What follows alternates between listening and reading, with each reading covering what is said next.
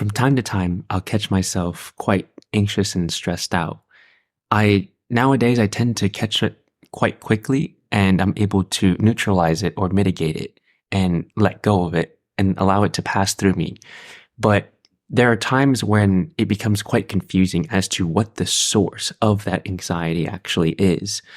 If you've sat alone with your thoughts for any amount of time, you'll quickly realize that it's quite a complex and complicated kind of mess to untangle. But what I've realized more recently is that whenever I am anxious or whenever I am overwhelmed and overthinking, it usually comes down to the fact that I'm overstimulated. And what I mean by overstimulated means that in any given day, we're constantly bombarded by a million different things. Our phones are going off. Most of us check our phones in the morning. There are text messages, emails that are unread, just hundreds or dozens of them. There's our parents or significant others asking us to do things. If we have kids, our kids are also asking us things. When we go to work, our work is also asking us things, our boss, and again, emails are flooding in. And then when we check our phones during our downtime, and we call that a break, we're also being bombarded by ads that are online, by other people's posts, comparing ourselves, other people's achievements, accomplishments, and with our own or lack of. And it never ends. When we're driving home, there are billboards, there are people, there are radios, there are even ads within the music that we're listening to, within the TV shows we watch. That's also stimulation. There's almost not a time where we're not being stimulated in some way, shape, or form. And this is the equivalent of, let's just take our bodies, for example. Imagine if we were working out or using our bodies in a very effortful and strenuous way every single second of every single day. No one works out for 18 hours a day. No one lifts heavy things and contorts their bodies in all sorts of ways for that long. But if we were to put our bodies through that much stress for that long, what would happen? Our bodies would just give out. They would decay. They would just kind of stop working at all. But when was the last time that we gave our minds a break? Our mind is also like a muscle. But we seem to completely forget the fact that we need to let our minds rest as much as we let our bodies rest. And maybe we're not even letting our bodies rest, right? So let alone our minds. But as we're living our lives, there's almost no time or space for us to just be, for us to not be flashed with all sorts of things to pay attention to.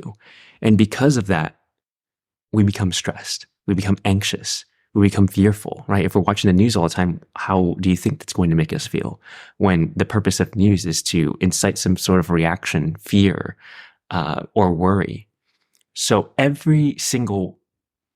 almost every single moment of stimulation that we have that comes from an external source is trying to manipulate us in some way or trying to get our attention or get us to do something in some way. And that's very taxing on the mind because with every flash or a specific instance of that stimulation, we have to make a decision whether to pay attention to it, to make a decision, or to ignore it. And so you've probably experienced something like going shopping at a grocery store. And let's say you're shopping for peanut butter, but there are 40 different peanut butters.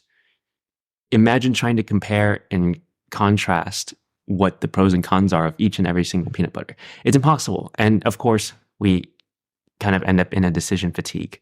In any given day, that's why we start making worse decisions as the day goes on, because that's what happens. We're using up all of our mental energy.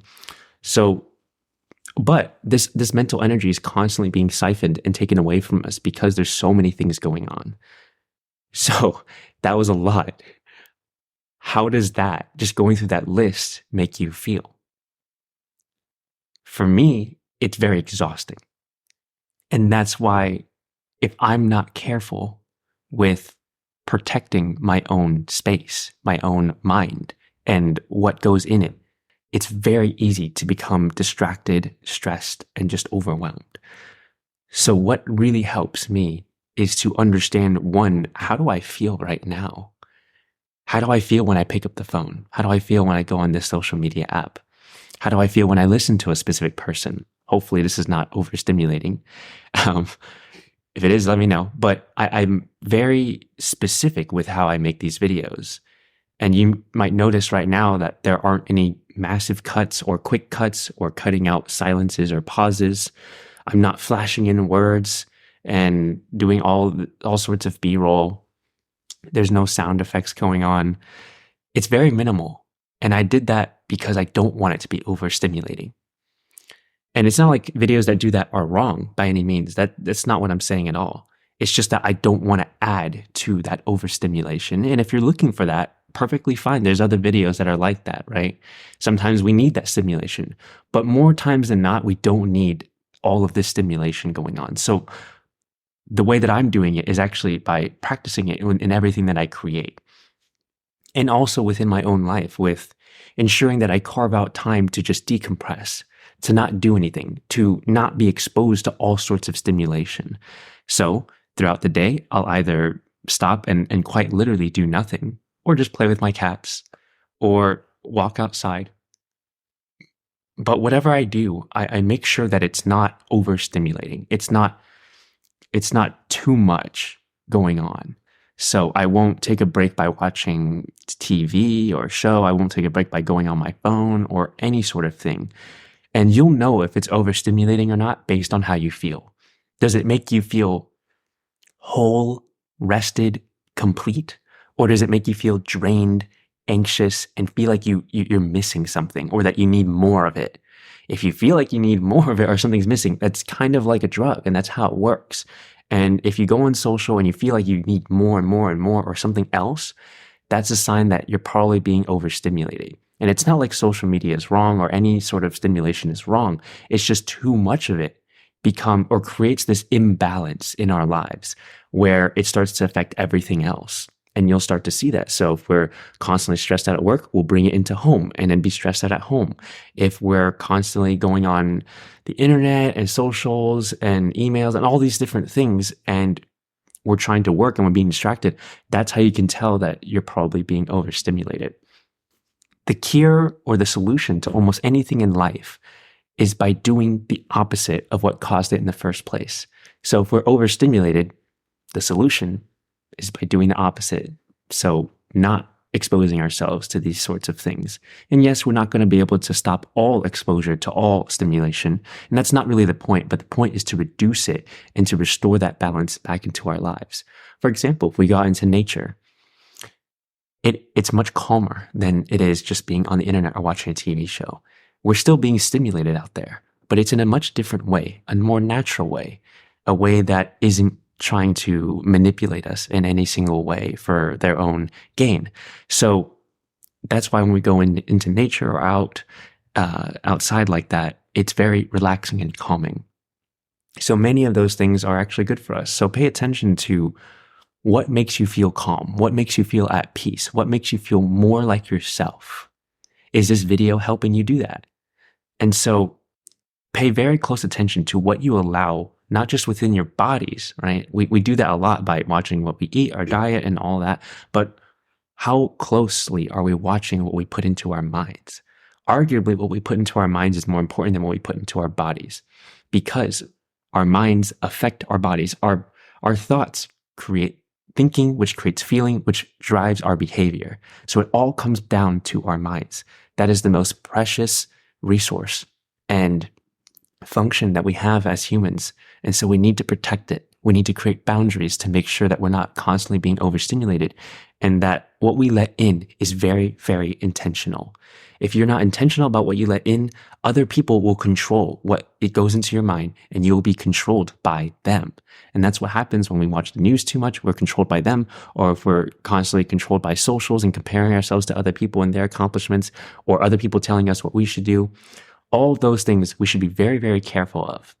And any sort of stimulation should bring you back to yourself. That's how you know it's good. That's how you know it's wholesome. Always come back to yourself. So no one else can know you better than you. No one knows your needs better than you. No one knows what you desire more than you. I can't even tell you what you need right now in this moment. You have to tap into yourself, into your own intuition, and ask yourself, what do I need right now? What does my body need? What does my mind need? What does my soul need? And do it. Do it for yourself. Value yourself enough to give yourself what you need instead of trying to get the approval of every single other person other than yourself. Everything starts with you. I hope this helps, and I encourage you to go through and audit your life to see what kind of stimulation you're letting in, if you're overstimulated, and to just allow yourself to be and to just rest. It doesn't have to be long. For me, it takes 5 to 10 minutes of just sitting there doing nothing, of just being and not thinking. Try not to think about the thoughts that you're having. If you have thoughts, that's fine. But just allow yourself to just sit there, to not have to be stimulated by anything. And that's all it takes sometimes. And so don't think that you have to wipe out your whole calendar or day or anything like that. Just start small and ask yourself what you need and give it to yourself.